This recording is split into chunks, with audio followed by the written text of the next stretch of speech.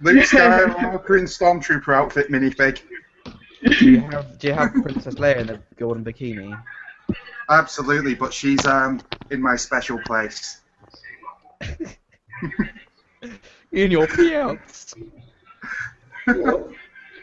No, she's in my drawer of enjoyables. My mum has a Wait, this is the first movie, right? Yep. No, we'll watch the second movie. Oh. Okay. Anyhow, we're live. If we were doing the second movie, I would be an expert on that, sadly. Alright. Okay, so we're live. We're live. Hello, everybody. Hello.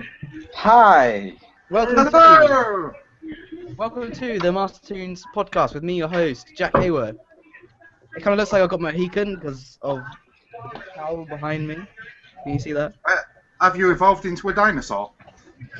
Yes, I'm a Dickosaurus Rex. Not because I enjoy dick, but because that's my defining feature, as the ladies say. They know you're a dick. Okay, and here we have on the show we have David, Sylvia, Howdy! Shalani, Roto, Yo! Carson, and I always forget the name. George. Jace. It's Fred, isn't it? Fred? Billy. It'll come back to me. But anyway, so on with the show. So our movie of the week is going to kick off our new theme, which is going to be live action films based on animated TV series. So first up we have Scooby-Doo, the 2002 American fantasy comedy horror film, based on the long-running Hanna-Barbera animated film. Not film, series. What the fuck am I talking about? Did you just say Hanna-Barbera animated series? Me no speak so well Oh, well. English. It's alright. So this film blends live action with a little bit of CGI, which is fucking horrible, but we'll get to that. It is. It was directed by someone called Raja Kosnell. Am I saying that right? Raja? I don't fucking know. I honestly don't. Raja got to know. If you haven't heard of his directing credits include Home Alone 3, Beverly Hills Chihuahua, The Smurfs 2, Big Mama's House, and Never Been Kissed. So he's a man of quality. Well, he did. He was an editor on Miss Doubtfire. Bizarrely, the screenplay is by James Gunn, who you might know was now the director of Guardians of the Galaxy, which people won't start wanking Wow, over. really? Okay. That's why the movie was so good, because he wrote it. Right. It's produced, if you care about that, by Richard Suckle, who I don't know what else he's done, and Charles Roven, who's produced loads of films, including Get Smart, The Bank Job, 12 Monkeys. Wait, he produced 12 Monkeys? He produced The Dark Knight? What the fuck? The guy who produced Get Smart and what was the other one? Damn it. Get Smart and he's produced loads of great movies. What the fuck are you doing with Scooby-Doo? And he did a sequel. Like he enjoyed doing the first one so much, he thought it'd come back. What a fucking He's gonna idiot. do Suicide Squad and Wonder Woman, it seems. He's doing everything. He's doing Man of Steel as well, and the Superman, American Batman movie. Warcraft. Yeah. He's doing the World of Warcraft movie? As in the movie done by Duncan Jones, the guy who directed Moon and Source Code? Yeah. Yes. I've officially found a new low. The cast. Confused. Are you happy about that, or it's sad, or No, what? no, this is the newest low I have ever. Jesus, again, this fucking thing. Wait, guys, you want me to generate views through controversy? Yeah. Warcraft? Isn't that the thing that inspired Warhammer? Anyway, moving on. So the cast includes Freddie Prinze Jr. as Fred Jones, Sarah Michelle Gellar as Daphne, Matthew Lillard as Shaggy, Linda Cardellini Cardellini. Cardellini as Velma Dinkley. Rowan Atkinson is in this film for some fucking weird reason. He needed I don't the know why. Leo Fanning as Scooby-Doo? Why not Yeah. Frank Welker? That's strange. Isla Fisher, who That's for Fisher. is in it as well for some reason. And voicing Scooby is Neil Fanning, who interestingly has only really done 2 things. He's done Scooby-Doo and Scooby-Doo 2, and he did some stunts for some films. But he's actually a real estate agent. I'm not making that up. The voice of Scooby-Doo in this movie is a real estate agent. How Pretty is it sure. Well, if you come into the diner.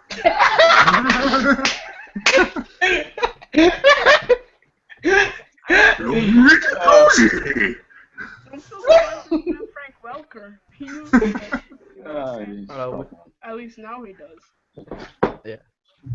He does other characters. Okay. Yeah. Strange. Yeah. I mean, like, he hasn't really done that much. Maybe he's not. I swear I read that he was a real estate agent, but apparently he's also a stunt driving instructor. How the fuck did he get on this film? I don't know. So, we're gonna go around, do our usual 5 words or less on the film, summarizing your thoughts and feelings. Anyone want to go first? I'll go first then. Yeah, David. Fucking dumb, but enjoyable. Okay. Sylvia, you might need to be turned up a little bit actually, just for. What? Oh, okay. You do that. Quiet. Crappy movie. Guilty pleasure. Okay. George. I want to go last, actually. Well, I go last. Alright, fine. You can go penultimate. No, you're fucking Why- place. Carson, So sensual when you Carson, said why that. don't you go? Carson. Best movie ever. Alright. Alright, you want to know? Alright, my turn. No, there's still 2 people left. You wait your turn, you. Proto's gone. Charlene is still here. Charlena. Shalami. Shalani? Hello? Her voice. She can't really talk. Oh, okay. Do you want to do 5 words? If your voice can handle it. Rowan fucking Atkinson's there. Alright, George. So eager. Alright, my 5 words. Scooby-Dooby, fuck you. Wow, really? Okay. My one's Scooby made a doo-doo.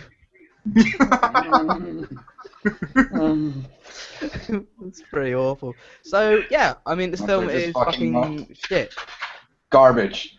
Pure procrastinated garbage.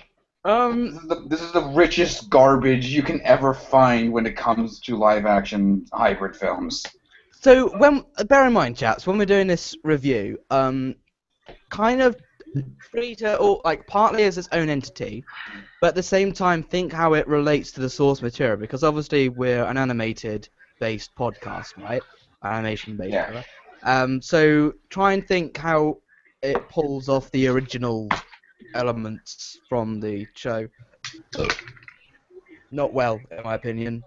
I mean, okay, let's start with the animation itself. Scooby looks like a bag of dog shit. Yeah, seriously. Because Okay, I want to stress something with you guys. yeah, For our listener viewers as well. This movie came out in 2002. Do you know what else came out in 2002? Fucking Two Towers! Park, Shit. which was the movie that introduced Gollum, which is often regarded as one of the most impressive visual effects of all time. And the movie won an Oscar for Best Visual Effects. But, like, can you really compare the Best Visual Effects winner to Scooby-Doo? I'd say that's fair enough because, like, yeah, like Lord of the Rings had a fuckload of money and really good production values, and like Scooby-Doo didn't quite have that. It's not the Only same as had like when you compare $84 like million budget. yeah, it's not the same when you compare how the Nut Job looks to another movie because the Nut Job was 2014, and you had movies released over a decade ago that looked like 10 times better. But I was gonna say, like, Scooby-Doo, like, this movie kind of came out at the awkward time where, like, the production companies, these, movie companies, thought that, thought that CGI looked really good, but obviously the audience was like, no, it still looks a bit shit. So it Yeah. was in this awkward transition period where these companies were using CGI, but it still didn't look good. I still don't think it looks particularly great at the moment. I think it's not just that, though. I think it's the way they designed the characters. They obviously designed them to kind of be the link between the real-life actors and the cartoon characters, but it just created this weird dissonance where they didn't look like they were there or interacting. It just kind of looked like Shaggy's fevered pop dreams. Yeah, the lighting on Scooby was really poor as well. There's always the same lighting, kind of greyish kind of look. Even for its fucking time. My favorite thing, though, my favorite thing is when he's like dressed up like in clothes, and they get a real person dressed up in the clothes and just add like the face and hands. That doesn't make any fucking sense. Let me explain. It looks so gross, but it's so good. So the owner of the island invites Shaggy and Scoob to his private place, right? For fuck's sake! There's a reason why we mute you. Well, I'm sorry for being in New York. Yeah. So like, yeah, they invite them to the island. Why the fuck would Scooby have to dress up if the guy wanted him so badly to get the island? You know, he would have made special arrangements or gotten like a private plane or something. They gave that was for shit. That's what I was like, thinking. I want to make up this point. Okay, so it's revealed in the movie that the guy's big plan is that he needs the pure soul, and that's only with Scooby-Doo. Okay, here's my question. Even though it technically is explained in the final act really fucking retardedly, here's my question. Why in the fuck didn't you just invite Shaggy and Scooby? Why are you inviting the people that will obviously thwart you in the end? They have proven several times that you will be defeated. Just fucking idiot! What revenge? Because it's villain's hubris. That is it. It's classic villain's hubris. He doesn't want just revenge on Scooby and Shaggy. He wants to humiliate all of Mystery Inc. Even then, why not just build your army, start a massive fucking war with these demonic fucking hyena pieces of shit, and have them storm it, kill them, rip them apart with your own eyes, and just fuck this fucking pile of I don't think it's a fair criticism, though, because that would be a criticism of, like, every James Bond movie ever, every superhero movie ever. Like, it's a trope. Like, it's not a fair criticism of Scooby-Doo. Not to mention, given the character who does this, you're expecting logic. I mean, we're talking, it's fucking... I'm gonna spoil it here and now. But it's Scrappy fucking who does this. Yeah, even then it doesn't make sense. Because, okay, this is actually a thing I thought the movie was going to do, is that the reveal that him as Rowan Atkinson was him the entire time, and he spent like 10 years building this elaborate theme park to lure Mr. Inc. into it. But it's actually revealed that the guy actually exists. Here's my question. Who in the fuck would design a theme park like this? This is one of the worst designed theme parks I have ever seen in a movie. It's and the fact that people actually go there blows my mind. Like, who would want to go there? I wouldn't want to go there. And keep in mind, when this movie came out, I was around like 4. I was technically the target audience for it. If I saw like that fucking roller coaster and fucking amusement park shit, I wouldn't want to go there. I'd be fucking terrified. George. Yeah. Would you not want to go to? Would you not want to go to a fantastical island to watch Sugar Ray play? But like, here's the thing: the island is for like university people, and like, sure, it's not like now that I'm, you know, kind of around that age, I probably wouldn't go there for spring break. But like, as a kid, I'm like, okay, yeah, that makes sense. Like, college people want to go there, sure. I didn't even get that vibe. I thought it was for everybody. There was no families there. No, it was all very. No, you're right. I mean, this is like another problem I have with the movie. Like, it doesn't set atmosphere or anything properly. Like, Yeah. do you know what I mean? Like, so you say like it's supposed to be for college kids, right?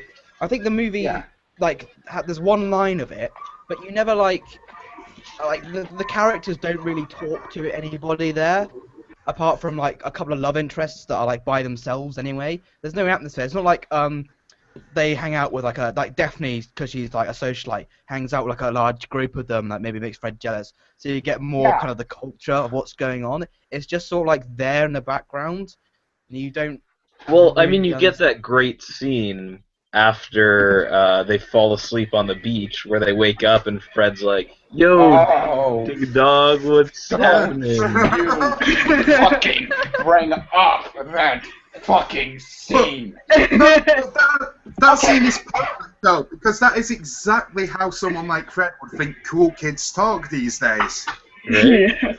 Yeah, but even then, He's acting like a alien, 60s alien. counterpart. The monster, whatever was possessing him, trying to be cool. But Yeah. here's another thing, right? Shaggy arrives on the island wearing a fucking coat. He wears a coat to a tropical island, which is dumb in itself. But then he falls asleep on the beach in a t-shirt. If he's that sensitive to temperature, he would have worn the jacket when he fell asleep on the beach. It doesn't make any sense. Exactly! None of this movie makes any sense! Nothing about this movie makes sense! I cannot name one logical thought put into this movie. And the sheer fact that James Gunn went on to make Guardians of the fucking Galaxy after this pile of garbage just... I mean, okay, let's start with... I think the problem I have with the movie is, like, we all know what Scooby-Doo is supposed to be. It's supposed to be campy fun with these guys, and they solve a mystery, and that's it. This movie, like, tries to embellish it, and like, oh, let's try and be clever, and it falls fucking flat on its face and breaks its nose. I mean, the opening bit is I awful. disagree. The opening bit is awful. Then you see them split up. It's like, nobody wants to I see disagree wholeheartedly. Exactly, that's what... Okay, I watched it as a child. I watched it as a child. I was like, the what are you splitting doing? up at the end feels like the ending of a movie that we haven't seen. Yeah. Oh, funny story. Okay, funny story. As a kid, I went with my grandmother to see this movie in the theater, and we walked in like 1 or 2 minutes late, and I thought we had missed the whole movie because it was like them catching the ghost. Oh. And I was like, this is a horrible end to a movie. Why are they splitting up? Like, okay, I'll bring up something interesting. Like you know how in the second movie they're like pop culture celebrities and shit like that. Right. So that honestly felt like what this movie should be. Like it feels like that would be transitioned to make sense for the ending and beginning of this movie. When it's just Right. like, Here's my Well, theory. here, My I see theory. something. The second movie is a prequel to this movie. I see And in the something. second movie, Fred has long hair again. I see something here about the movie, that the movie was supposed to have a darker tone, and it was supposed to have a PG-13 rating. Shaggy was said to be a stoner. Velma and Daphne had a side relationship, and there were many marijuana references. But that those would have were been hilarious. But it gets into the movie though. That was originally what it was It's supposed made to be. for people our age, but then the studio came in and was like, nah, you gotta cut this shit. Because if you look at the jokes and the writing and shit, it's not for children. It's so inappropriate. Yeah. Yeah, it's scary as well. As a kid, I was scared by the aliens, and I still think they look fucking horrific. I mean, they're poorly animated, but the actual design is wow. That's some alien shit right there. They don't look like I always hated campy the scene where monsters.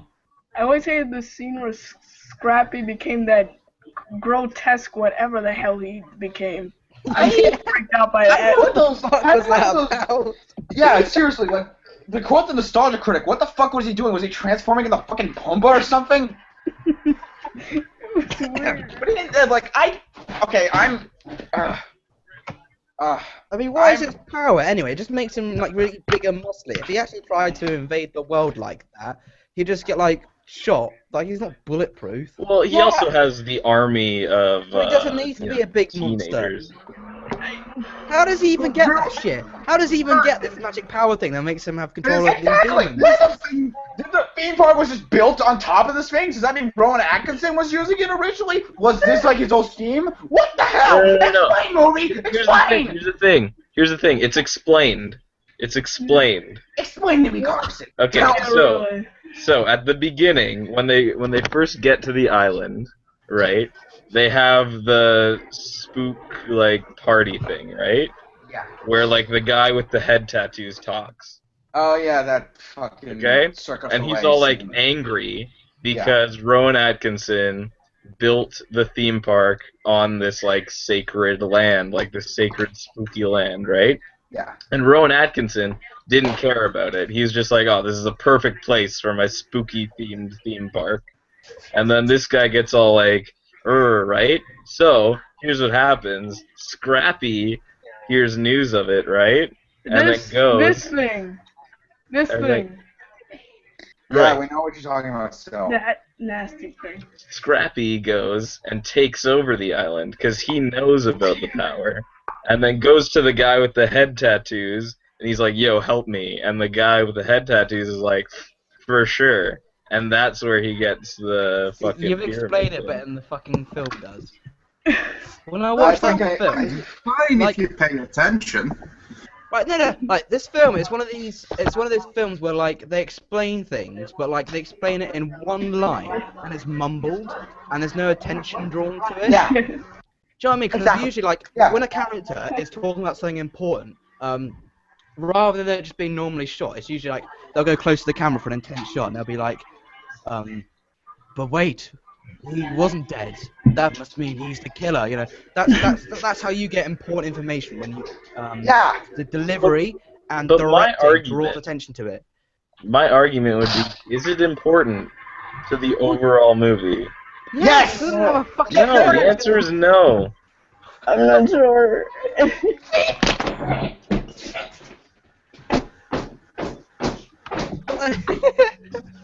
His mum's gonna come in a minute and smack his ass. But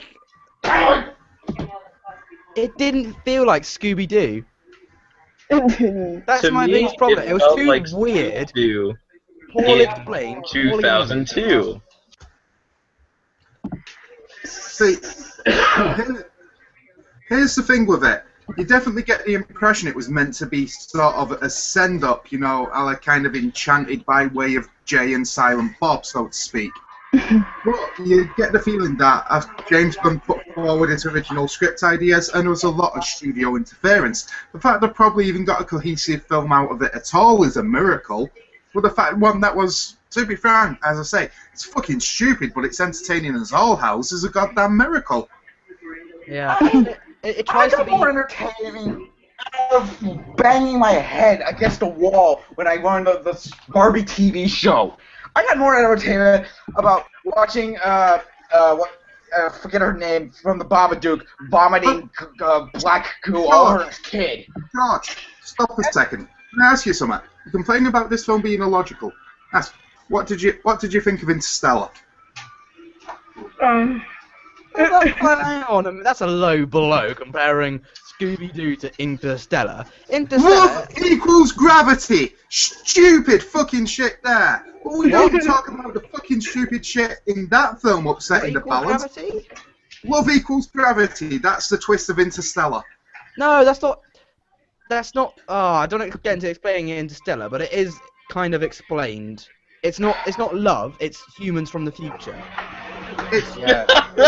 It's a fifth dimensional void that the people in the future made in order to contact us from the past. So I would try to get the guy over there. It's the ultimate paradox. Guys. My point is, it's humans from the future.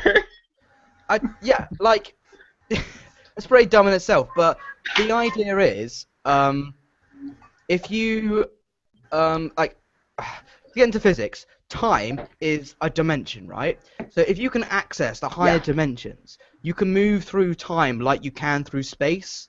You're not, because for time you can only be in the present. You can't go in the future or the past. But in space, you can go forwards, backwards, up, down, left, and right. So if you're in a higher dimension, you could access those moments in time. However, and you get there by falling through a black hole. Yeah, a black hole would do that though. Yeah. It could. It's sci-fi. It's sci-fi. It's science and fiction. They did have a scientist on the film. And that's exactly my point. When it comes down to it, at the end of the day, you're holding Scooby-Doo to the same standard you're holding the film with science, a film that is blatantly representing itself as a fantasy, and you're going on about the logical sense of the plants. It's not about the logical sense of the plants, it's about the journey of the story. But Scooby-Doo's not the same. I think it's a low blow, because it's about the journey. The film's about the journey. It's about coming back together and explaining through dynamic, deconstructing Scooby-Doo into something. I don't care if it's Scooby-Doo. It's illogical. It's poorly written. It's poorly acted. It's just fucking. So, alright, let's take a deep breath, alright? I'll explain the difference between Interstellar and Scooby-Doo. Interstellar was good. Scooby-Doo is free to not make sense in point, but it has to have a cohesive story unless it's being ambiguous intentionally. So stuff with Interstellar is kind of left, little bits of it is left to the viewer's imagination. You know? Scooby-Doo is just, the story is incoherent and doesn't explain elements. So it's not left to your imagination, it's left to you trying to fill in the plot holes and the gaps of what this movie's made. That's my, like, Carson, your explanation makes sense, right? But the movie, at least when I was watching it, like, it doesn't, because like with a story, it can't just be the writing, like one-liners explaining what's going on. You have to have more than that for it to make sense. Well, like, at least they took the time to put in those lines that was like, okay, this connects to this. Because, like, in a lot of movies, they would just skip over it completely. At least they were conscious in the fact that it didn't make sense and attempted to make some kind of logic out of it. I'll give you an example. So Harry Potter, it talks about how Dumbledore met Voldemort, right? As a bit of Voldemort's childhood. So what the film could have done was just have Dumbledore give an exposition about how he met Voldemort and he was fucking weird. But instead, the film like really wants you to understand what's going on, so it gives you a flashback for you to help understand it. So this movie could have done with that. It could have done with Scrappy giving a flashback and saying like how he did this, this, and this, and it would have added to like the classic mystery bit where like you could have seen like Scrappy looking at Mystery Inc. land and what they're doing, so like kind of establishes that he's had this all planned and been watching them for years and stuff, you know, rather than just saying I planned this all the whole time. Right, but like, here's the other thing like is several questions about that. How did he get on the island? How did he capture Rowan Atkinson if he's like the size of his leg? he says that when Rowan Atkinson comes out of the thing, he's like, oh, is it? 2 minutes of the film could have just been a flashback or series of flashbacks with Scrappy explaining what happened. It would have made it so much more cohesive, and it didn't. But then that takes away from the pacing Because you have this like. Oh yeah, because we want to ruin this roller coaster of excitement. Hey, but by That's the good. end, That's if good you were to directing. take Good that- directing is controlling the pacing, where you can slow it down to explain something, and then fluidly pick it back up. That's good directing. So basically, what a good amount of my favorite movies of all time. That's what Jennifer Kent did with The Babadook. That's what the director of The Imitation Game did. That's what the Alejandro G something did with Birdman. That's what pretty much every single good director ever made did with any of the movies that did. Raja Kato did not fall. What the fuck you say to that? Does not fall into that category. Just fucking shoot me. Fucking fuck. All right. So I'm going to read what Charlie wrote down because her voice hurts, and I'll read it out, and then we'll talk about the good parts of the movie because I did think there were some good parts. So Shalani said, "I'll just write my thoughts here. It's not the best movie, but I still enjoy it. I enjoyed the second movie better. The story was a bit skewed and the effects were bad, but all in all, the best thing about this movie had in it was Rowan fucking Atkinson. Black Adder shall rise again. Bam, bam, bam. No. And then That logic, is true. like the Mary Jane joke. The Mary Jane joke was actually pretty funny, I'll admit that. So the good stuff. There are a couple of funny jokes, for one. There was only one Like- joke that really made me laugh. Like it was that joke with at the beginning with Shaggy talking about how he doesn't go into any places with the words haunted, creepy, spooky, or creepy in the name. That made me laugh. I'll admit that. But the rest was just. I liked when there's like two monster alien things, and they look at each other because Shaggy's just jumped out the window, and Yeah. they look at each other wherever to like, they can like push each other like mates would do, and they fall and they just like fall straight through the tarpaulin. Yeah. That made me laugh. Also the casting is actually really good. The casting is perfect. And all of these people were born to play these roles. Matthew Lillard was inspired. There was no one else. All is forgiven for Wing Commander. And like the casting was so perfect that Fred and Daphne got married. Like that is how good it was. Between Fred and Daphne. Freddie Prinze Jr. and characters. Sarah Michelle Gellar. Well, they got married. Actually, Yeah, Yeah. in 2002 they got married after meeting on the set. That's funny. I didn't know that. Okay, that actually is pretty funny. I mean, here's a little aside. So, whose voice do you prefer as Scooby? The guy in this film, Neil Fanning, or Frank Welker in the WrestleMania one and other things? Well, I didn't see the WrestleMania one, but I've been watching Mystery Incorporated, and Frank Welker does the voice there, and I think Frank Welker. Yeah, I hate his voice as Scooby. I don't know. It's just like I don't know. A It bit more sounds like- clear. I said this in the Mystery Mania thing, that it just sounds like someone doing an impression. Right. Rather than being the It voice. doesn't actually sound like a dog. But the other thing too is like in this movie, I feel like Scooby is kind of like a different character than in the other series. Like I feel he's more kind of like energetic or something. I don't know. Like he has Yeah, like a I agree. younger quality to him. Yeah. I again like it just didn't relate to the source material, like him like jumping around and stuff so much. It's like what? It's not what Scooby does. Scooby just kind of looks scared with something. Like, oh. Yeah. Right. And like Plus, this is he's a lot like stupider in this movie. Yeah, I agree. mostly because everyone Like in this movie when was Rowan stupider. Atkinson is like, I want you to be a sacrifice, and he's like, a sacrifice? Okay, I'll admit that joke was actually pretty funny. That wasn't funny. It was stupid. Come on, it was kind of. I hate giving this movie credit, but that made me laugh a bit. It didn't make any sense. He doesn't know what a fucking sacrifice is. What? It doesn't matter if it's stupid. I mean, have you ever laughed at a joke from a penguin bar? No. Oh, you've got no soul then. I already know that one. Also, Velma was a hottie in this film.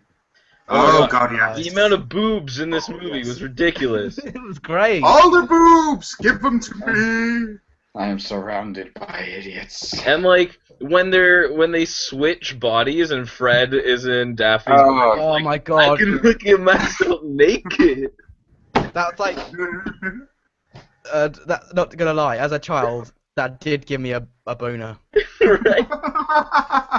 Like this movie is not for children. That's every boy's dream, is to be in a hot girl's body. Right? Like for an hour, not forever. Those are good amount of my wet dreams. Seriously, like, I'd just be like this. I'd be like this, like.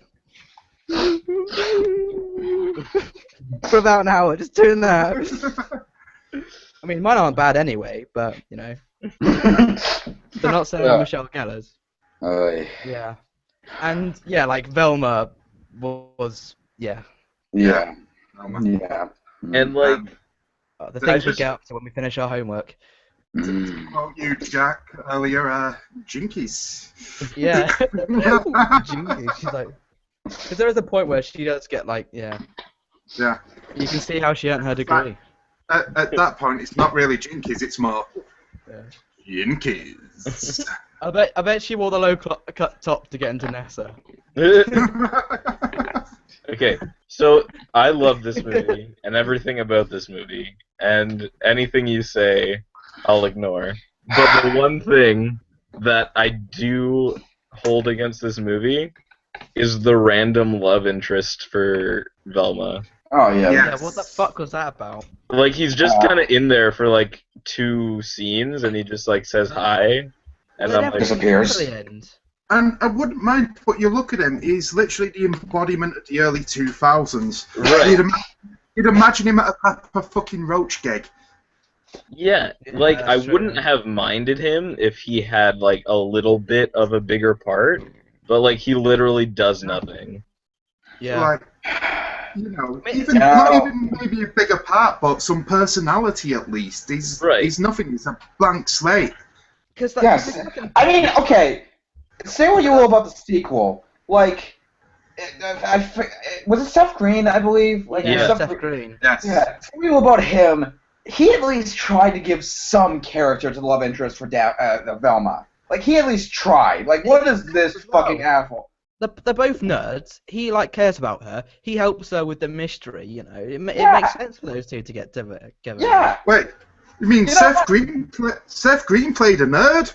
What a stretch for him! Actually, I think that's how. If anyone watches Robot Chicken here, all the cast. I'm not too sure about Scooby, but all the cast in both the live-action Scooby-Doo films, they came back to Robot Chicken to do 2 sketches. Oh my god. Scooby-Doo. And it's, both of them are really. The second one's so hilarious, where they do they get Lizbeth from The Girl with the Dragon Tattoo. Oh my god. It's really, you have to watch it. If you haven't seen it, you have to watch it. It's so funny. I think that's the best thing. I guess they must have met Seth Green through the second film, and he got chatting to them and said, if you ever want to come on to my show. Well, Sarah Yeah. Michelle Gellar would have known him through Buffy. Yeah, Oh, yeah, that's true, actually. and Matthew Okay. Lillard through Without a Paddle. Yeah. Although we don't talk about that. Yeah.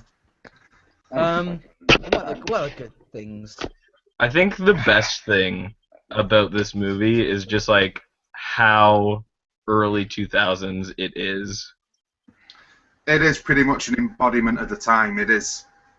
Like, Sugar Ray play on a beach. That's it all, really. yeah, You Like- know, I hate to admit it, but if there's one thing I'll give this movie, and actually its sequel as well, they're both well composed. Like, I know that seems like a weird thing to talk about, and I usually bring this up a lot when I talk about movies and TV shows, but I actually really admire the music in the movie. Not that shitty pop music shit, but like the actual, like... you shut your mouth. That's the best music ever made.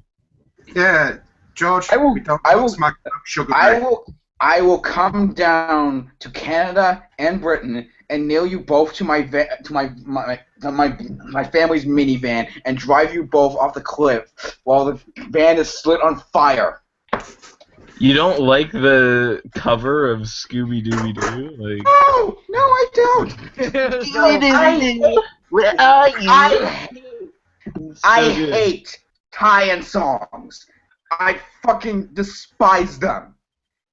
But it's simple Anyway. plan. Like, it's so good. Emphasis on the simple. What I'd say with the music, I did kind of like the jungly tracks. Do you know, like Yeah. Yeah. I kind of thought that sounded they did sound pretty cool. I'm loath to admit it, but they did. But the rest of it, Yeah. there's some shitty pop tracks in here. But the actual music in itself, it's just kind of generic. If you ever seen Yeah. 101 Dalmatians, the live action one with Glenn Close. Never seen it. No, because I've got dignity. It's not that bad. You And sat for Glenn Close, Scooby-Doo. You have no dignity. I'm saying, like, if you like 101 Dalmatians is actually not that bad, and Glenn Close is fucking perfect as Cruella de Vil. Mhm. Like, she's a really good actress, but like it's just perfect cast. Anyway, but the music is so similar to that, and I think it's just kind of its Really? time, unless it's the same composer. That would explain something. Mm-hmm. But what I hated was, it was very. It thought it was being subtle, but you could hear like the Scooby-Doo theme tune, like when it was going like in the middle of like a chase scene or something. It's like, Mhm. no, Yeah. it's fucking obvious. You're not as smart as you think you are. Rewrite it, you fucking hack. It's so But- amateur. I mean, This I movie think in a it nutshell. was kind of good though, because like I don't know, like they changed a lot of it. It was very much like an adaptation and like bringing Scooby-Doo, or at least what they think Scooby-Doo is, into like 2002. But like they had a lot of stuff that like went back and like referenced to like Scooby-Doo, and like I think the biggest example would be having Scrappy as like the one none of them likes. Like they all shit on Scrappy because like no one likes Scrappy-Doo. In fact, isn't the quote from Joe Barbera where he states, "Scrappy-Doo is the worst decision they ever made." Like, and like it even like in Mystery Incorporated, they have like at the beginning of one of the episodes, they're in like the museum, and they're like, "Oh, do you remember Flim Flam?" And then they look at Scrappy-Doo, and Fred's like, "We don't talk about Scrappy-Doo," and it's just like, it's so good. But like, I as a child, like really young, I kind of liked Scrappy, at least Right. like the first time I saw him. So again, like don't forget, like this is trying to be like, I think that's like another problem in this movie. It's like it's trying to please everyone because like there's a few adult jokes for the teenagers and stuff, but at the same time it has to be like a kids film, and it's a really poor mix of Yeah. trying to. Do you know what I mean? Like it should either be like, well, the only way it could be like with the studio, as you said, Carson, with the studio, like it'd have to be a kids film with a couple of like subtle jokes for like older people enjoy, like the Mary Jane joke and that. Mhm. And when they're at the start in the caravan and it's like this like smoke, and then like Shaggy's laughing and then like it goes down and it's just them cooking food, or the bit at the end where the alien, what's it called, like Isa, the blonde woman, like burps on him. And it's like, yeah, far out, man. Like it's just a fucking, it's like it was like weed smoke or something. Yeah. Rather, yeah. It's Very. weird, by the way. Like they look so horrible, and all they did was they just burped on people to knock them out. Right. Yeah. Fucking dumb. What did you guys think of Mary Jane? Mary Jane, Yeah. One. she's attractive. Probably the most contrived love interest I've seen since. Yeah, actually, God, why, I can't think. why do all the characters have love interests? All of them, apart from Scooby, you know. But Scooby will probably fuck anything. He's a dog. Certain websites. No, let's leave that. Let's leave that. End that thought. I don't know. I think my favorite thing about both movies is that like they're so at the core of it, it's about their like the gang's friendship and like how they go through these things and like how they react and like in the end they all come back together because like you know they're they all love each other and they are friends and they've been friends forever and whatnot. And, like I love the brotherhood that Shaggy and Scooby have. Like even though they just got in a huge fight when Scooby goes down the chute, Shaggy jumps right after him. He's like, friends don't quit, you know? And I just think that kind of really hits me. But the thing is, Adventure Time kind of one-ups it. There's an episode where there's a bear, and like the bear gets like the bear like kind of hangs around with Finn and Jake, and they can't talk, but it starts to like copy Finn. It's really weird, but it's really really funny. And like Jake tells Finn, it's like, "Oh, the bear's a fucking freaky thing." And then like you think like, "Oh, the plot's gonna be like Finn's not gonna believe him, blah blah blah." Then Finn's like, "Yeah, I believe you, dude." It's like, "Really?" It's like, "Yeah, well, you're my best friend." And I'm like, "Wow, I haven't actually seen that before." And it makes sense. Like, if your best friend says they've seen something, if they really know you're that good a friend, you'd believe them. Yeah. So, and that's like, there was that bit where like Scooby called Shaggy whipped. Yeah. Was he whipped? See, anyone could do fucking Scooby's voice. I can't. Right. Oh, and like your mother eats cat food. Like what? Oh, this actually brings up one really freaking really gross scene. It's a scene when they're inside the spooky castle, and he says like they're insulting each other as they're trying to like escape those evil tangled sausages thing. Good fucking Right. god, did I really just say that? He says as I can't eat this. Like, you drink out of the toilet. He says, he's talking to Scooby. Then Scooby says, so do you. Yeah. So what does that So mean? funny. That's just fucking weird. Exactly. Oh, Who? fuck! And then It's when like Shaggy gets like, so stoned, he thinks like, "Look, Scoob, I'm a fucking dog." But and then when Fred and Velma are together and Fred's like, nerds turn me on too. I'm like, that's so funny. Dumb. Like, how do you guys not love that? I'd say, okay, another problem. Another problem with this film. This film cost $80 million, and it looks so fucking cheap. Like, especially, I mean, I know the haunted house scene is supposed to look like a set because it's supposed to be, Yeah. you know, like a ride or whatever. But then Right. when the axes start swinging, how is there any tension if the audience knows they're fake and it's supposed to be for a ride? Yeah. Right. And it looks fake as well. It's not like they've been augmented to be lethal. It just Right. looks like shit. There's no Yeah. tension. I agree. Also, why in the fuck is this theme park designed like a death trap? Well, there are plenty of points where they're in danger, and this is probably the weirdest fucking thing in this movie, and that's saying a lot. There's one scene inside that haunted castle, and for some reason, I'm not entirely sure why. I don't know if this was meant to be funny. I don't know if this was meant to be taken seriously.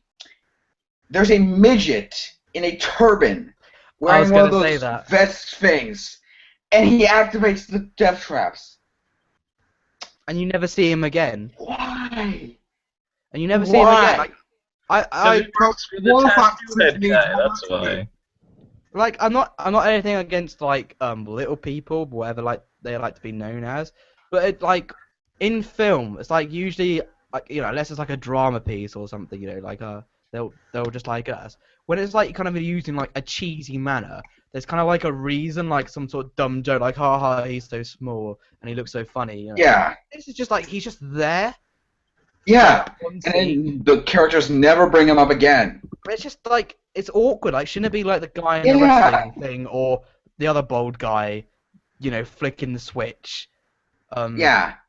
Well, Well, I I guess you think could it's say just that. because like he can get around easy, like Just He write fits that out That, then. that- Just write it out. There's just no need. It's just another stupid thing they think kids will like, but it's just Whoa, weird. whoa. yeah. Jack, And then Jack, you can't tell me that if you encountered a supervillain and he didn't have at least one little person, you take him seriously.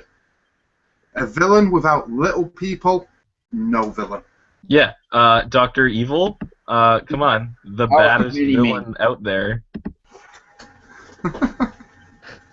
But like, okay, if they want like a little person as like a minion or whatever, they should be around more. It's just the fact that you just see him once and then that's it for the rest of the film. Yeah. Well, You like see him once. Why can't little people be henchmen? Random, and the characters never bring it up again. No, they can. I'm just saying, like usually if you're gonna cast someone in that kind of role, it's supposed to be a joke around it. Like maybe he could fight Scooby in like a comical scene. Yeah, that would be funny. Okay. Or maybe if it had been any other henchman, you wouldn't have said anything that they never brought him up again. Like, I feel like it's kind of like a moot point. You're just being heightist. The casting director was blind to height. You two are being heightist. Like, I see your point. I see your point that it should have been the wrestler. I'll give you that. It should have been the wrestler. But because it wasn't, there's no reason it shouldn't have been a little person. No. But I don't have like. You have to think of the context, right? If they were in like a restaurant and a waiter came over to take their order and it was a little person, I wouldn't really. I wouldn't have like said anything. I would have been like, okay, it's a little person. But because of the context isn't humorous, it's just like he's just there, like okay, he's there, whatever. But yeah. In this movie, when the context is supposed to be humorous, right? And if just to have like randomly like a short guy in a turban for no reason, like he doesn't even do anything like funny, like yeah. I can't actually. Right, you say I'm being heightist. I'm now very conscious of that. I hope if Warwick Davis is watching, he understands. Better hope I understand. My uncle's a dwarf actor. Oh, really? Yeah. He's done work with George Lucas. He's in Harry Potter as one of the goblins and whatnot. Yeah. Oh, interesting. That's cool. Best bit is, I'm 6'5", side of the family I get my height from. That's a true fact. But that's what I just think it's just like kind of a random thing to do for a comic situation with. Also, I love the video in there where they have like the like normal teen interaction or whatever. What the fuck is that about? It was so pointless. That scene made me want to jump out a window. But it explains the whole monster thing and how they're teaching them to be like normal teens or normal like college kids. At the start, where like I said, when they come out, they look like robots, and then the woman like picks up the guy by his neck and throws him. Yeah, that's a really helpful video, isn't it? That teaches them everything they need to know. Right, but it still explains what's going on and why they're acting so weird. Like, why did you use a phrase like "step off" or instead of "I will eat your intestines"? Okay. But it doesn't matter anyway. They could teach them nothing. And, you know, by the time he would have got enough souls and sent enough aliens over, it wouldn't have even fucking mattered. I mean, it's not even like a good plan. You'd really want... I don't know. I think in a nightclub it would work better, do you know what I mean? In the dark, you could get loads of people. Yeah. You know? Lock the doors, get all the alien stuff down their fucking necks. Yeah, but then you risk Blade turning up and it all goes to hell at that point. Or worse, Neo and Trinity show up and bore everyone to death. Oh, and someone was saying like, maybe I don't know. Someone was saying like, if Scrappy went to like try to rule the world with like just being a big dog, like it would never work, right? I just remembered they stopped him in the middle of the thing. Like he didn't get all of the souls. Yeah. So And it made no difference. No, well, no. I think what was supposed to happen is like he's supposed to get all the souls plus Scooby and then be invincible. But because he didn't get all the souls, Oh, he could still. that be actually kind of makes sense. What, you could still pull the thing out of him. Yeah. I think you would need that, like, the elaborate, like... Actually, what the fuck was that thing? Like, where in the fuck did you get that? Yeah, like, I it don't harvests, get like, people's souls, and Yeah, it it has puts like them in this, nothing. like... Like Scooby-Doo I- is supposed to be campy, fun with a monster that's dressed up as a guy or whatever. Not like Yeah. not like they get their souls pulled out and they get possessed by aliens. Like I keep saying they're aliens just because they look like aliens. They don't look like a demon or something. Yeah. And it's just like, what the fuck who wrote this shit? Yeah, that's why I prefer the sequel, because I don't think the sequel's like a particularly amazing movie or anything, but it's like Scooby-Doo, Mystery Inc. They solve these crimes and stuff, they're monsters, whatever. Yeah. But there's a twist to make it more exciting. There's a machine that can make them into real monsters. So that's exciting. Yeah, the second movie actually explains partly decently why the monsters are real, and actually gives a logical kind of reason behind it. But that's all you need. You just need a cohesive explanation of what's going on. There is this machine that does this. That's what you need to know. Okay, I accept that. It's a goofy movie, whatever. And the characters like have fun and they solve problems in the usual like Scooby way. There's not any shit where their souls getting ripped out and absorbed, and Rowan Atkinson isn't that this terrifying robot face. Do you remember that when he gets his skin ripped off? Yeah. Terrifying. It's like this, like, I will absorb your soul. That's exactly what children want to see. Yeah. Yeah. But without that scene, we'd never have got Five Nights at Freddy's. Yeah, that's true. Yeah.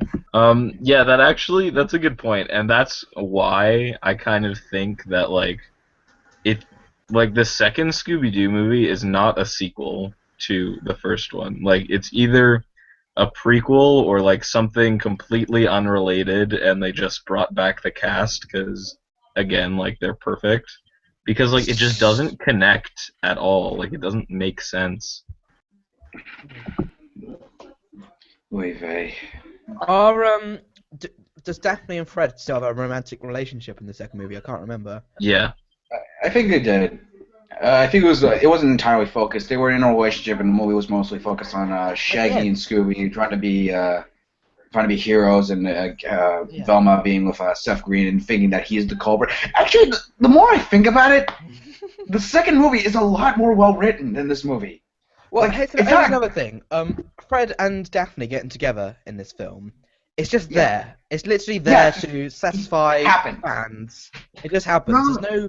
There's no build up. There's no like romantic anything like in between. Like, they don't have a conversation. It was like, oh, I've had these feelings for you for all this time and blah blah blah. Yeah. There's nothing. It's Yeah. like, okay. Boom. Fan service. Random fan service. But Johnny Bravo already established to have an on-off relationship. Who? The Johnny Bravo What? Scooby-Doo crossover episode. Oh yeah, that episode. And I mean, I think Yeah. everyone kind of knew. Like, Well, It- yeah, it everybody wasn't knew, subtle. but it's still you still need to explain it. Do you know what I mean? Or at least have like one conversation where or like a moment. I don't know. It needed something. It just sort of like happened right. because Yeah. fans wanted it to happen or whatever. I'm trying to figure out, did any fans really want that? Like, When as a kid, I watched. When I was a kid, it made sense to me, but kids are stupid, as we all know. Yes. I mean, I don't know. I think like as a kid, like Fred and Daphne were always kind of a thing, and then like even in like Mystery Incorporated, like again they're like a thing. I think it's always just kind of been like, Was it? like they're the two beautiful members of the thing, like they're gonna be together. What do you mean then? Nerdy Mr. chicks. Incorporated. They actually. They actually have a relationship in Mystery Incorporated. They've Right, had but conversations. Hell, right. there's one. Hell, before the season finale, they actually said they were getting engaged, and they actually established it as one of the main but- points to why they break up in the second season. What does this fucking pile of garbage have? But where does that come from? It comes from all these years of them being a couple, but like not really. Actually, that brings me to probably my biggest complaint with this movie. When the fuck is this supposed to be taking place? No, I mean, 2002. because we all know, like, Scooby-Doo is... No, that's my point. Let me get to it. We all know Scooby-Doo was released back in, like the mid-'60s and stuff like that. And it's clear, like, you can tell from the dialogue that these characters share that they've been through a lot. Okay. How old are these people? They look in their 20s, and it's clear they can't be the same characters from the original show, because then it would probably be in like their 50s or 60s. What's the point? Well, I mean, I think it's the same kind of thing. Like, they've been doing it since high school. I mean, maybe they didn't all go to university. Maybe they just started their corporation. Like, Maybe, I don't know. Yeah, it doesn't.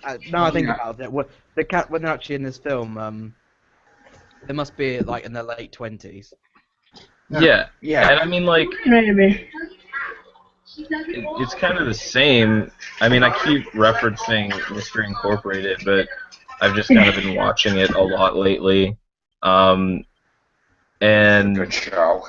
well, yeah, but like the thing is, like, it's kind of the same. Like, they have all this history, but they're only in their senior year of school, and like I don't know, like the museum is filled with all of their classic enemies, but like, were they the ones who caught them, or no, or like what? Like, I don't, like, it's the same thing. Like, you kind of just have to forgive it at that point.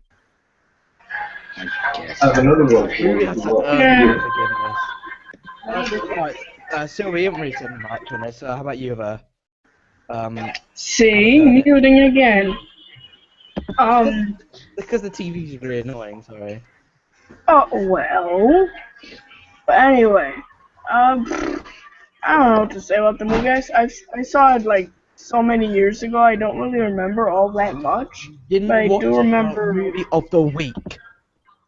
That's the I've difference. seen it before. And then you come here and play your TV at the full. It's not me. Look, we all have to Anyway. accept responsibility for things that happen and affect other people in our lives, okay? I've stepped up, George has stepped up, David stepped up, Carson stepped up. watched this. Can you step up?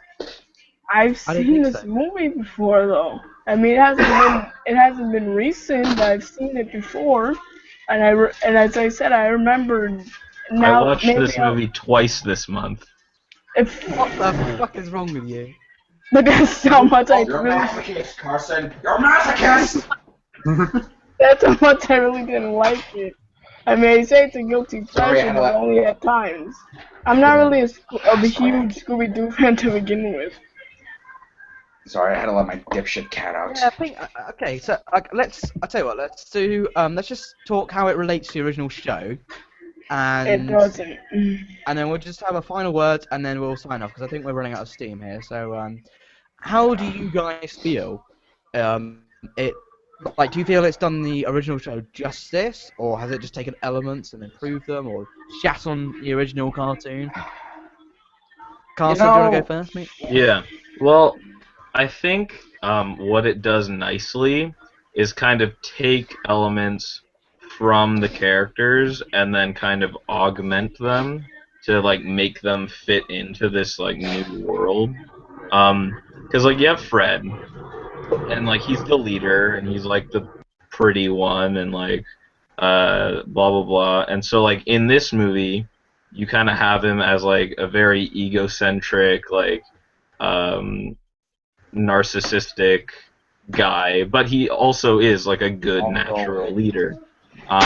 And then you have Daphne, who is, you know, classically like the pretty one, the girl, she is sometimes the damsel in distress. And so then in this movie, you get all of that, plus, she's tired of being the damsel in distress because it is 2002, and you have this Actually, female empowerment thing going on, and so she takes it upon herself to learn karate and make her body into a weapon or whatever, and gave each character room to be their own thing while also paying homage to the original characters kind of the same way that they do in Mystery Incorporated. It's not the same as the classic series, but it's similar enough that it's still Scooby-Doo, and they improve on it by making it more modern and giving them yeah, these go away.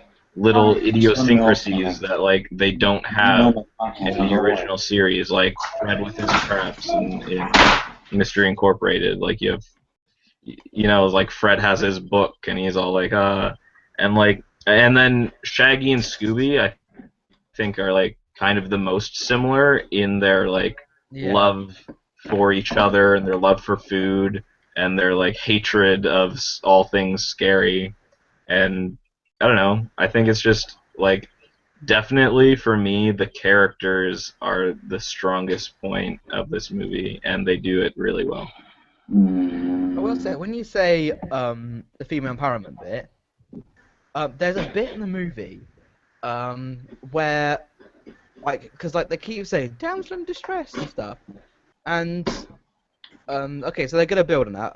She learns karate and all that stuff, but they keep saying it anyway. And there's a bit where the wrestler guy grabs Daphne and goes, "Ha ha, damsel in distress." He literally says it like that. That is so fucking contrived. It's why just be more subtle? Just be like, haha, you're so helpless or something. And then later on, actually no, Daphne can do shit now and kicks his ass. Well, why? how do you know that in that universe the wrestler doesn't go on to form the TV Tropes website? That's all he was doing. He's cataloguing the tropes. It's just such a bad line. It's just just randomly in there going, ha ha ha, damsel in distress. What?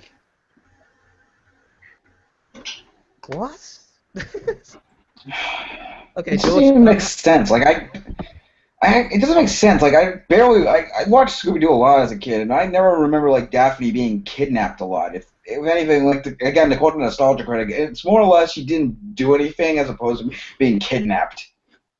Yeah. I remember she was kind of the most useless of the group in a way, because Velma was really smart and came up with the plans. Fred was the leader. Shaggy and Scoob were cannon fodder, and then Daphne was just kind of there to help sometimes. I think. I don't know. Huh? Fred Shagpiece. That's why she's there. I think she was just there to be more relatable to the audience. Okay, so we've got the handsome jock guy, we've got the nerd, we've got the stoners, we're missing out on a group. Yeah, kind of the girly, the popular girl kind of thing. So stick that in there. Well, yeah, and I think they kind of gave her the damsel in distress thing to kind of give her a purpose in the group, a reason why she was there. That's fine. That's absolutely fine. I just think, just literally after it's already been said, and then the rest of the guy literally saying, "Ah, damsel in distress." It's there's no need for that. You don't have to say anything. Just do it. Right, but then she has the line of "Who's damsel in distress now?" and he's like, "Me," and I think they were just trying to set up that joke. Yeah, a lot later though. It wasn't it could have been you've always been a damsel in distress, punching her, and then suddenly she kicks him and smashes him down, and then he's now he's damsel, so kind of flows better. It's just bad writing. Yeah. But anyway, so George, how do you think it ties with the original cartoon, or does it do it justice? I'm actually going to quote David on this. I think a lot of the problems with this movie comes down to the execution. like he said, in theory, everything should have worked. And if you look at it on paper, it seems to. It's just something about off about the execution. Like if it was in the hands of a much talented director, and you actually tweak a bit more of the screenplay, this could have been a really good adaptation. Like I'll admit, I like the casting. I think there are moments that could have been really funny. There could have been moments that could have been really clever. But in this hands of this incredibly shitty director, all we have is an incredibly poorly done adaptation. Hmm. Sylvia, so what do you think? Um, from what I remember, I thought it was a good movie, but the cast was good. I do like Matthew Lillard as Shaggy even outside of these movies. But the only thing that really bugs me is how Frank Welker didn't do Scooby. I don't know. It's just I always see his name next to Scooby-Doo in the modern versions of Scooby-Doo after Don Messick died. So seeing him not here was kind of strange. I don't know why. It's just a tidbit. But the movie itself, I said it was crappy, but it's a guilty pleasure at times, I guess. But I mean, like, how does it relate to the original cartoon? That's what I was trying to talk about. Like, how does it? I don't think it does much. I mean, it had too much romance in it, and they really didn't have that many jokes. And you'd usually not see such paranormal creatures that don't have a man behind it. And so this one wasn't really connected, not in my opinion. Okay. David, what do you think, buddy? I actually think that it relates relatively well. I mean, the core of the show is always going to be the group dynamic of the main characters. I think they got that down pat. I thought the crux of the story being them falling apart and getting back together. It tied in very well, gave each character room to grow and expand from what was basically just hollow archetypes in the TV show. I think it related well in that way. I think a lot of the other stuff that kind of misfires, like the supernatural plot and whatnot, I think that's just the nature of adaptation at the time. They've always got to go that one step beyond, that one step further. And unfortunately, yes, some of the charm did get lost in translation. But I do think it holds up, and I do think it's a great piece of Scooby-Doo history and canon. Okay. I don't know. I'd say it's kind of like detached from the original quite a lot. I mean, like some things it gets right. Like Willa Lillard is like Shaggy incarnate, basically. He's great. Yeah. And the rest of the cast is great, but like the film just doesn't like present them well as what they normally do. So at the start of the film is kind of like them trying to be as much like the original as possible, right? But it just shows them as a bunch of fucking idiots, rather than like like obviously they're gonna make mistakes and stuff, but it just shows them as like a bunch of dunderheads. Even Velma. And Velma was supposed to be like really smart. And like Carsten said, like Scooby he's not really anything like the original. He's so much more energetic and moving and just weird, basically. And as I said, the plot is like it's not like an embellished episode. It's just like some random shit that somebody put together. That's again like with the second film. It's like, okay, we've got all these classic monsters. How can we bring them to the big screen, but in like a new, fun way? We can make them real with this machine, and the characters can have fun with them, and blah blah blah, and then beat them again. You know, that makes sense. This is just like some creepy alien design with really shit CGI, and exactly with a weird cult plot. Is that something you want to? Yeah, what the fuck was that? I get like if the cult was like the people who were originally the monsters, and then like they're trying to get some sort of serum to actually turn them into the monsters. I think that would have been a better film. Yeah. But yeah, okay. So final thoughts. I mean, I think what they were trying to do was kind of like explore what they could do and like go in a different direction, like reinterpret, Scooby-Doo while also having like the characters, and it just didn't work out the way they wanted it to. But then, like, they obviously learned from that because in the second movie they went back to the, minor 49er and like all that shit, a pterodactyl ghost, blah blah blah.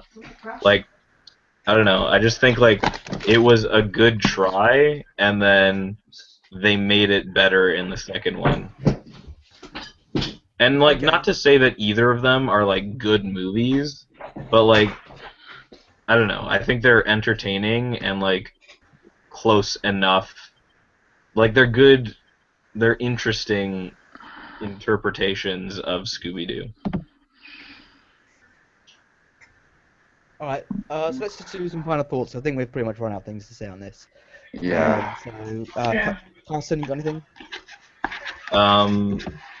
Well, yeah, like I said, I think it's an interesting interpretation of Scooby-Doo, and I think overall it holds up, not as a good movie, but as a Scooby-Doo adaptation. And like I said, I've watched it twice in the last month, and like I am not tired of it. Like, I'll watch it tomorrow. Like, I don't know. I just really like it. Okay. Okay, fair enough. Sylvia? I've already pretty much said what I had to say, really. Yeah, anything more? No. Okay, David? Oh, as I said, I think it holds up as a great piece of Scooby-Doo ephemera. I mean, by all means, it's not a good movie. We've gone through this. You'd be, it's not quality work, but there is quality in there, and it's worth watching if you're a fan of Scooby-Doo, or just to see how the seeds of a great idea and poor execution can bring down what's a great idea. Okay, George? And just yeah. one more thing before George, because I want to say it in honor of Matthew Lillard. Game over, man! Okay, George, go ahead then. My advice: stick with the sequel. Like me, watch that instead of this pile of trash. And if your kids want to watch a CGI hybrid movie with a fucking furry talking animal bullshit, just go see Paddington. Like I've said several times on this group and this chat. Honestly, if you haven't seen it at this point, what are you doing?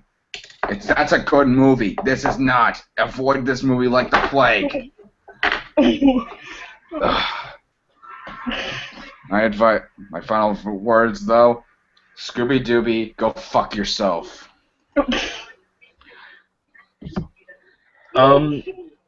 If you don't mind, I'm just curious. Can we all go around and say what we would give the movie out of 10? I'm fine. I'm fine with just saying words. I don't know. I'm up for that. Yeah. All right. Okay. Okay, David. Why don't you start? I'd probably give it a 6 out of 10. It's a solid effort, but as I say, it's got the glaring flaws. George. 2. 2 out of 10. Okay. Yes. Sylvia. 4. 4. I'd give it, like a solid 6.5.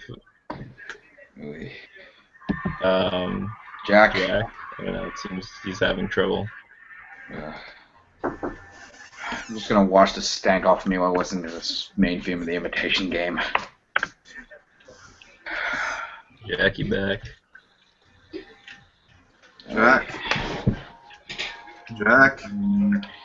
Jack! I think his headphones came undone or something. Guess we should just wrap it up. So, what are we doing for next week? Well, if he's back. Face and Ferb. No. I meant movie of the week. Oh, my bad. I think 101 Dalmatians would be good. Jack mentioned it. Yeah? I guess that No one else. Oh, he's having mic problems. Yeah. I mean, Sure, if that- no one else objects or has anything better they'd want to do, because I think it is a pretty good adaptation, and it might wash the taste out of our mouths. I think it might be fun enough time. But wasn't one of the other suggestions Jack had was the original Pink Panther? Right. But I'm pretty sure the cartoon was based off of that, actually. Okay. So I guess. Yeah, I think it's only tangentially related at best. Yeah. So I don't know if it really counts. Yeah. Even then, it's not really necessarily an adaptation. It's just more like it's taking the name of the cartoon, and that's about it. We'll have a look further, and we'll see about putting it later in the month. I don't know. Yeah.